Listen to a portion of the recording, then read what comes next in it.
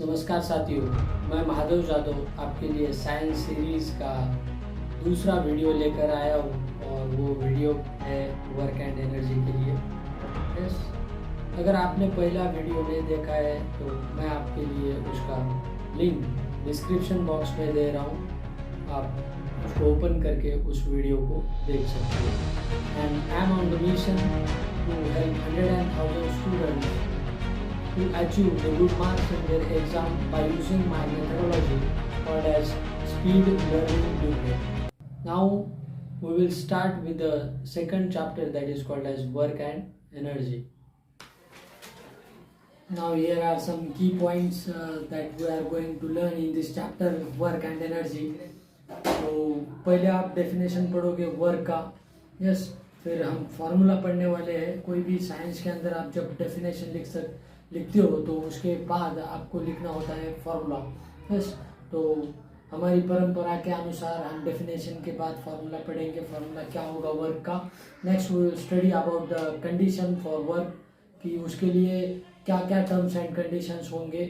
Yes, next we will learn the unit of work. SI unit और CGS unit दिया है, वो explain करने वाला हूँ इस चैप्टर के अंदर आपको।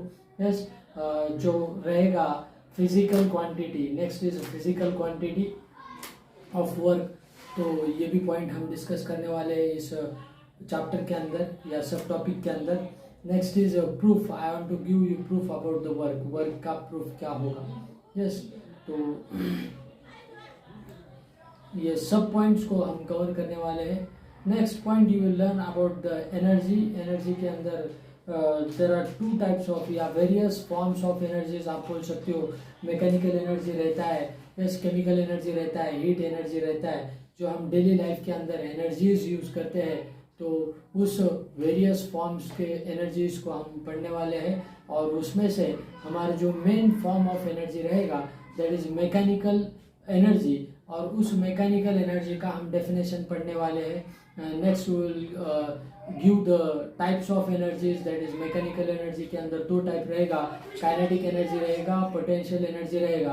काइनेटिक एनर्जी का आप डेफिनेशन पढ़ने वाले हो, उसके साथ साथ आपको डेरिवेशन भी दिया जाएगा मेरी तरफ से, as well as potential energy का भी आप डेफिनेशन पढ़ने वाले हो, and you will get the proof for it. Yes, next we will discuss about the law of conservation of energy. उसके अंदर आपको स्टेटमेंट मिलने वाला है। And last but least point we will study about the power. तो power क्या रहेगा, we will discuss what is the definition of power, SI unit of power. तो without wasting an time we will start with the first point, that is work. तो what will be the definition of work. Yes, तो आपको पहला point मैं start करने जा रहा हूँ। तो that point is called as work.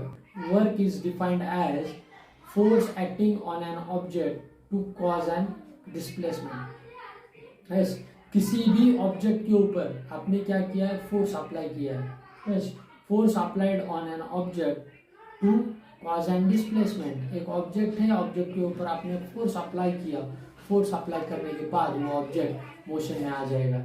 जैसा कि आप एग्जाम्पल ले सकते हो कि डेली लाइफ के अंदर अपनी माँ खाना पकाती है, तो उस टाइम के अंदर जब वो आटे के ऊपर फोर्स अप्लाई करती है तो उस displacement will cause in the form of circular roti. Yes, जो आपको रोटी मिलेगी खाने के लिए, जो सर्कुलर रहेगी गोल आकार में, तो उसके ऊपर जो डिस्प्लेसमेंट होगा तो वो डिस्प्लेसमेंट की वजह से वो अपना साइज या शेप चेंज करता है। यस, आप बोल सकते हो यहाँ पे वर्क हो रहा है।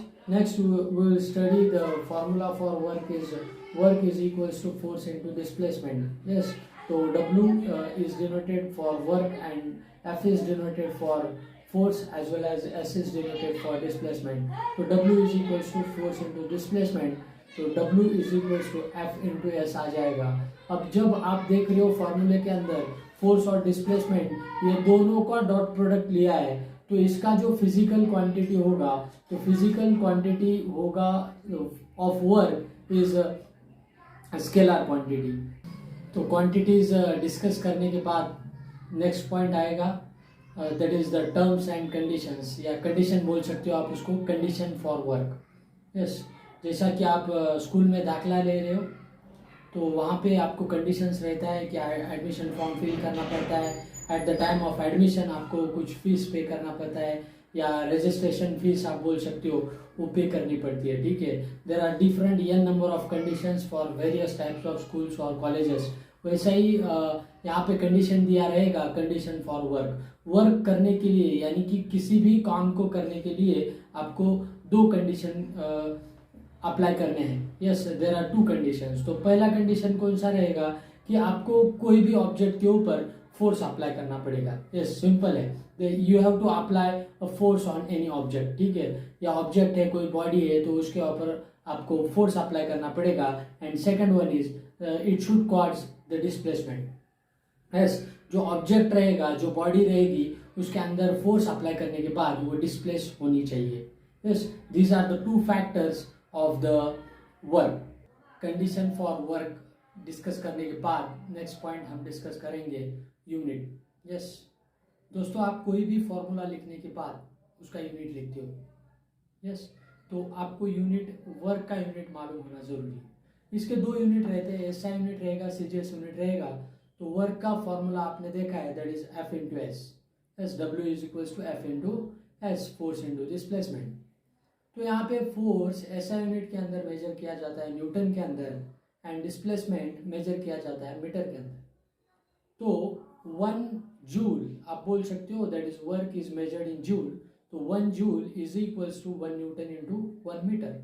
यस, तो आपको ये एसआई यूनिट आया। यस, तो सीजीएस यूनिट भी सेम रहता है। CGS unit is equals to joule का सीजीएस यूनिट रहेगा अर्ग, ठीक है। Joule is get converted into अर्ग।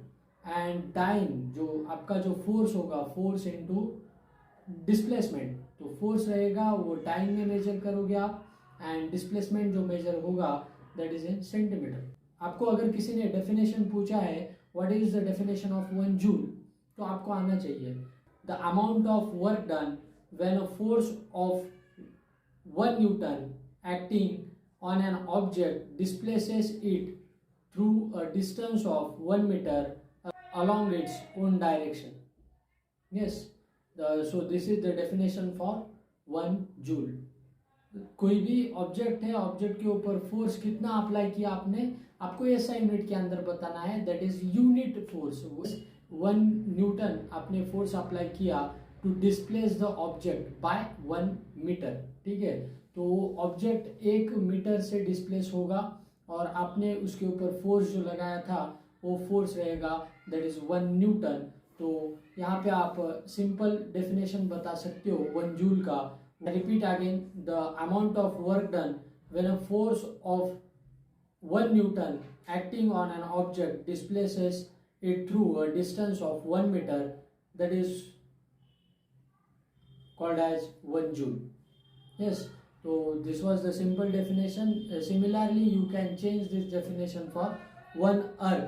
Yes, अगर आपको कोई 1 erg का definition पूछता है तो 1 न्यूटन की जगह आपको सिर्फ बताने का है 1 डाइन, एंड 1 मीटर की जगह आप उसको रिप्लेस करोगे बाय 1 सेंटीमीटर।